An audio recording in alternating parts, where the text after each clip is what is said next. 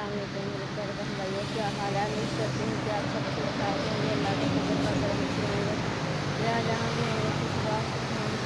अल्लाह सबको अपने हिफ्ज़ व अमान में रखे। मुझे मैं छोटी सी वीडियो बनाने लगी हूँ। मेरी आज की वीडियो आप लोगों को पसंद आए तो लाइक ज़रूर किया करो।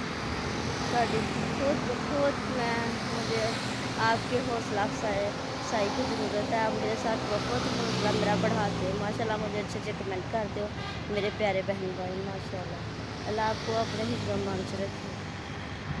तो मेरी वीडियो को फुल वॉच किया करो प्लीज़।